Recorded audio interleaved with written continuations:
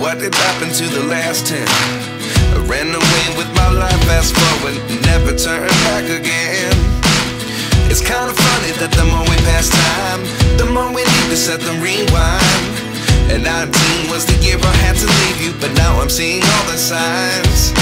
Is this really happening? I can't believe it's true. I'm just as surprised as you. Is this really happening? I can't be too sure, but one day I'll be yours again.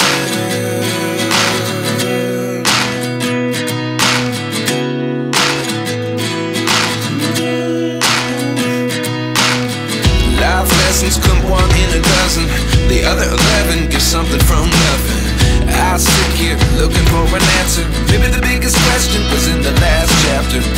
You gave me the soul I have today. Without you I never could have moved away, but now I see what you teach. I do believe I always should have stayed. Yeah. Is this really happening? I can't believe it's true. I'm just as surprised as you. Is this really happening? I can't be too sure, but one day I'll be yours again. One day I'll be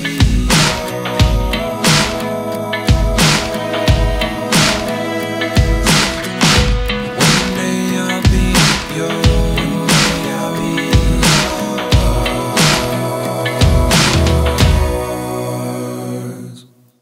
Life lessons come one in a dozen, the other 11 get something from nothing. Life lessons come one in a dozen, the other 11 get something from nothing. Life lessons come one in a dozen, the other 11 get something from nothing. Life changes just open the door. One thing's certain, I'll always be yours. Is this really happening? I can't believe it's true. I'm just as surprised as you. Is this really happening? I can't be too sure, but one day I'll be yours. Yeah. Is this really happening? I can't believe it's true. I'm just as surprised as you. Is this really happening? I can't be too sure, but one day I'll be yours. Hi everyone! Welcome to my channel again. Og sa mga new followers, new subscribers, og sa mga wala pa nakasubscribe, please subscribe. Thank you! So, before anything else, before sa ko ang mga work sa gawas, naghimo sa daay ko og kanang breakfast namo sa ko ang hobby. So, for today's breakfast, gitawag na mo ni siya og biscuit and gravy. So, homemade na siya nga kanang biscuit, mao na siya nga kuan kanang para-paraan ra pud siya kung para ma-mold siya ingon ana kay wala sad ko atong molder jud nila. So dali ra sad kayo ni siya himuon guys, og pinaka di man siya kayo siya healthy pero at least dili pud siya ingon nga bad jud pud sa tuang health. So then mao na siya guys, naluto na siya na basta ma-brown na iyahang untap, dali ra kay na siya mga 18 minutes maingon na siya dayon. After that, ako na siyang separate ko og luto og kanang iyahang para side ana like kanang pwede siya sunny side up egg, pwede pud siya fried eggs and white gravy og of course bacon. So mo ni siya ang sa ko ang hobby, pero ang ako ang egg ani sa ako ay sunny side up. Then, karon guys, magsugod na ta og trabaho for today's video. Mao jud ni siya ang main nato nga vlog today. It's time for us to put the pipes away. Mao ni siya nga amo ang gigamit nga pipes sa mo ang farming. So, human naman ta og farming and winter is coming. So, before ang winter, amo ana ni siyang gi file or put away na namo kay para ready na pud siya next year.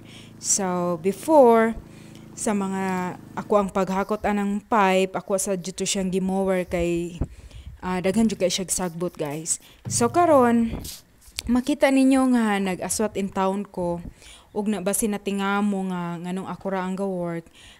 Ako ang hobby is na siya lain nga gitrabaho sad, so nagpresentar ko nga ako lang sa mo trabaho ani kay para madali kay og magsigi ko og hulat niya di gyud ni mahuman nga mo ang trabahoon kay kinahanglan man ni siya guys nga matrabaho na siya or ma-keep na siya before siya mag winter kay para dili na mi maglisod kay kini magud siya kinahanglan maguni siya kanang isprayhan or limpyuhan as we can kay para ready na jud siya inig pagka next year na pud pohon. So dili po ni siya kayo lisod nga trabaho kay dili raman sad ni kayo layo ang among field na araman sad dire dayon.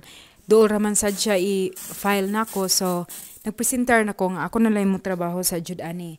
So karon nag-spray nako ana sa makita ninyo mao na siya nga akong giingon ninyo nga kinahanglan siya isprayhan or kanang sa ilalom man na is naman ko na siya mabilin nga mga lapo katong mga sagbot nga dala sa water namo sa pag-irrigate namo, so kinahanglan siya nga malimpyuhan pud siya. So mao pud ni siya karon kini inyo nakita is sa mo ani siyang big field sa pikas ra pud ni siya kanang tapad ra pud ni sila sa small field namo. So mao sad gihapon ang akong gibuhat is ako siyang gihakot, then ako siyang gibutang ingon ana kay mas sayon magud ni siya kung imo siyang medyo i-slide bitaw siya kay para ini spray ang tubig is mo diretso jud siya sa ubos ra dayon, mas sayon pud siya kung kaysa imo ra siyang ipahigda dayon imo siyang isprayhan is mas madugay siya og human. So mao na ni siya ubay-ubay jud po ni siya. So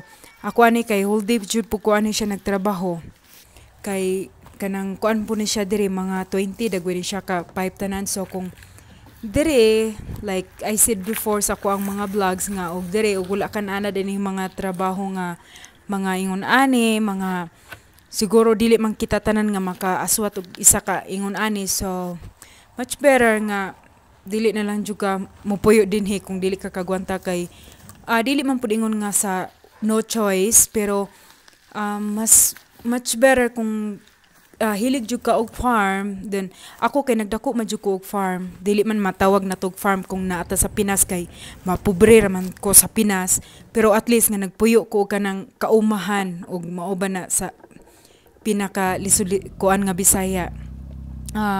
Mao na nga ako na ana jud ko hardworking na jud ko daan sa Pinas.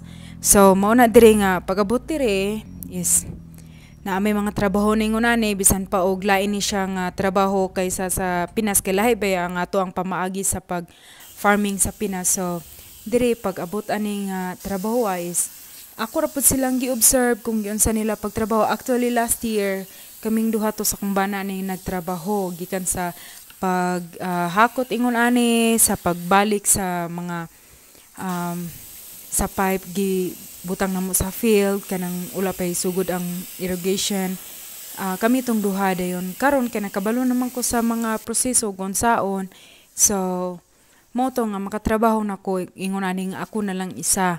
Unya kini siya kay dapat i-careful pud nimo siya kay bisag mga ingon ani ra ni siya dili pud siya kaingon nga lig-on kay mga napud mi mga damage ani sa mga tong mga daan na kaayo. Kini siya mga bag-o naman ni siya nga mga pipe kay daghan mi giilisan, pero katong amo pong gipang ilisan sa diha kay is mga 20 or 30 years old na putog ginamit. So di na gyud siya malikayan nga medyo fragile na siya jud kanang mga lungi na siya kay agi sa sige balik-balik og butang sa field dun imo na pud siyang kuanon imo na pud siyang hakuton, so malungi gyud siya.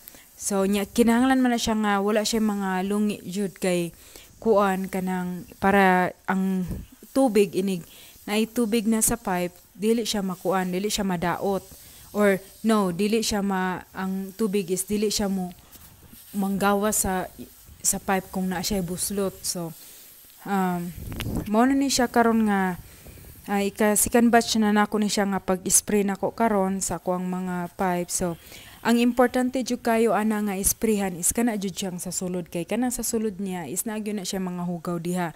Dili tanan pod nga pipe nga hugaw jud pud kayo sa sulod pero nay uban nga naa jud siya may stock. So kay naglimpyo naman lang ko ani, nag-spray naman lang ko nila. So ako na lang pud silang isprayhan tanan para limpyo pud sila tanan nya.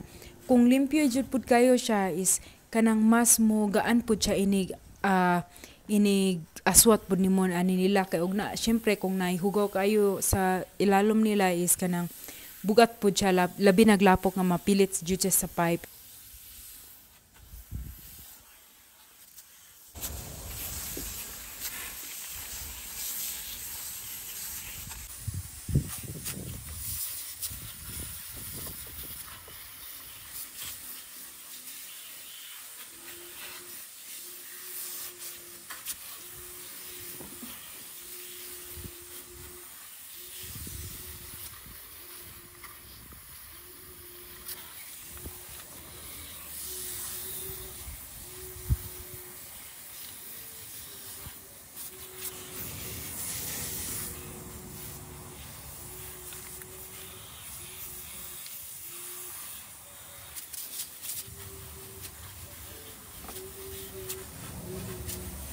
So guys, suma naman ta sa aton sa pag-spray, mao ni siya ang pagka-second day. So gahapon is busy man ta adto sa pag-spray nila, sa paglimpyo, sa paghakot nila para malimpyuhan sila. So mao na ni siya ang pagka-second day.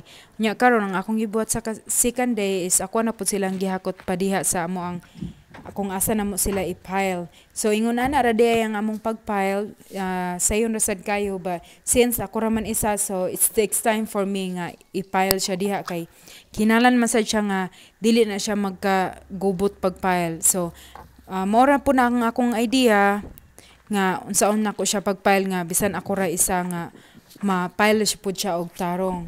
Unya siya din mao na din ni siya tanan na-pile na nako.